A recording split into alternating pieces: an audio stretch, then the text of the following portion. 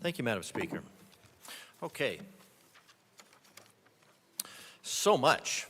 All right, 2025, Tabor Killers versus Tax Widgets. I think that would be a good name for the showdown that we've had here this year.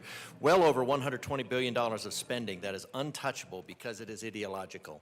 I have a list here, a breakdown of it. And I've gone over it, so I'm not going to waste my time on that. But over $120 million worth of ideological spending. Special taxes to benefit a small percentage of citizens, very small percentage of citizens, purely ideological. Driving businesses out of Colorado, ideological. Separating kids from their families, not only ideological, but just plain evil. 263 in here, just going through, trying to keep up this morning in 263, encourages departmental overspending. 264 steals millions taken from taxpayers with the promise of state employee medical reserve fund, major medical insurance fund, multimodal transportation options fund, electrifying school buses grant program, innovative housing incentive program, advanced industries and acceleration cash fund. Those added up to roughly $130 billion. Plus a whole host of others. So, and then we have 266, just going through here briefly, $150,000 taken out of for child abuse prevention, $200,000 for behavioral health, $4 million for the BHA housing assistance eligible, it's $1.6 million from the general fund to BHA for the recovery. So we're just, all these programs that we probably shouldn't be involved in the first place, so this would be a good time to recalibrate and say, hey, when the chips are down, we have to pull out of these programs. So maybe we shouldn't get in those programs in the first place, and we need to look at what the government's role is and what our role is here. Because one thing that I've noticed is so many people here think that their role is leader or legislator, and you're actually supposed to be a representative. You're supposed to represent the people of Colorado. You're supposed to represent their rights. To secure these rights, governments are instituted among men, deriving their just power from the consent of the governed. If it doesn't have their consent, it's not a just power. It is just not a just power. What's one of the things that they consented to? They did not only consent to the Taxpayer Bill of Rights, they fought the government along every step of the way to enshrine it in the Constitution. So what does that say about this battle on Tabor, where the majority party, I think, unanimously voted to get rid of it, is that is an unjust power. So for those who are concerned about justice, maybe think about where your powers come from, because it's supposed to come from the consent of the governed. So one thing, my colleague mentioned it, and I thought, you know, fiscally, we've gone from, just a few years ago, we were in our fiscal teens, and then we blew through middle age on our way to the instability of fiscal dotage, and we are well on our way to collapse. So that's where we are, because if it can't go on forever, Colorado, it will not. And what we heard today, all of the hard cuts that had to be made, I mean, that of course did not include the ideological spending, because that, Colorado, is the priority. The priority is things like collecting climate change data, energy performance for buildings to drive them out of Colorado, businesses out of Colorado, programs to reduce greenhouse gases that will do absolutely nothing for climate, and standards for appliances. Those are the preferences, those are the priorities of the Colorado General Assembly, not the taxpayers. Now, to my colleague's point about the balanced budget, one thing Milton Friedman describes is that every budget is balanced. Now, that's either done with real money or pretend money called debt.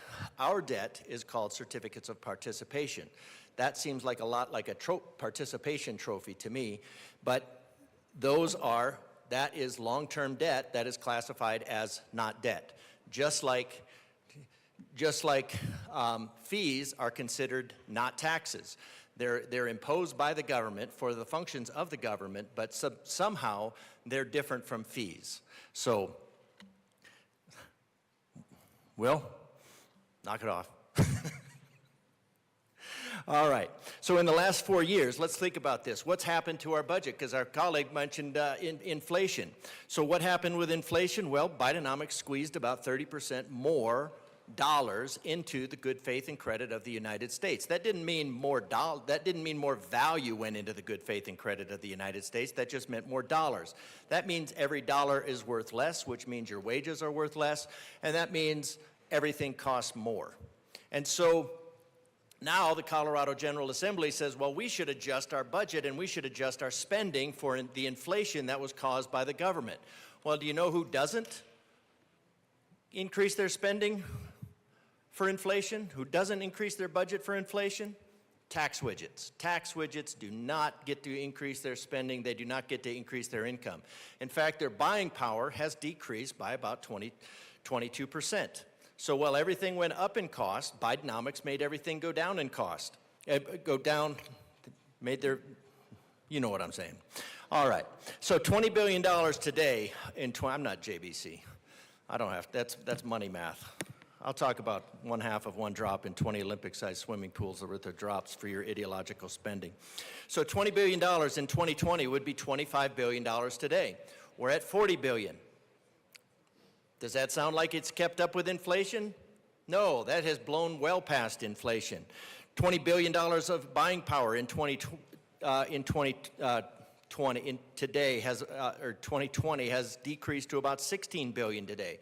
So that means we're going in the opposite direction. We're making the citizens of Colorado, the tax widgets of Colorado, we're making them pay more to get less. And then the solution is to make them pay more. So we've scrounged through, the JBC has done an excellent job of scrounging through every couch cushion in Colorado for spare change. And now the Tabor killers want to grab the tax widgets by the ankles, shake them upside down, and see what else they can get out of them. So instead of, if we had in the free market, if we have a great idea that we need investment capital, we would make a business plan and take it to the people of Colorado and say, this is what you'll get out of your investment. On the other hand, you have the tax dictators that just go and say, well, we have a better idea and we're just going to take your money for the greater good. Now, one thing that history shows us, because history is a warning from the future, is that for the greater good never is. And it always ends in misery. So what this body needs to do is it needs to back up, it needs to slow down, it needs to get back to its core values. What is important? Because, and this was a good exercise. This was a good exercise because we've determined that we don't need all of this state employee reserve fund, major medical insurance fund, multimodal transportation and mitigation options, electrifying school buses grant program. We don't need all those.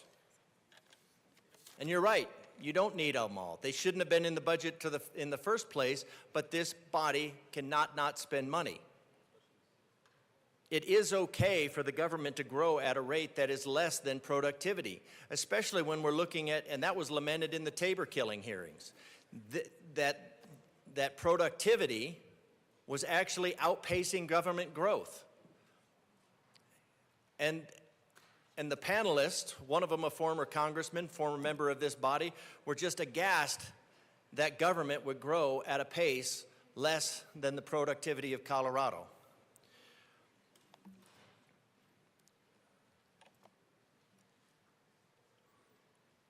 So we have debt, we have certificates of participation, we can call it whatever we want. This we were only required to balance our budget because of the Taxpayer Bill of Rights, instead of and we would have to ask the taxpayers to raise their taxes in order to pay for this. Instead, we want to get rid of it so we can spend without limit, tax without limit, and worse, this General Assembly voted, I think unanimously, on the majority of the Democrats at least, voted to use the taxpayer dollars to sue the taxpayers, to tax the taxpayers more without asking the taxpayers' permission. Representative DeGraff, you have 40 seconds remaining. Thank you, Madam Speaker. So I'm going to vote no for this budget because I think we need to prioritize our priorities.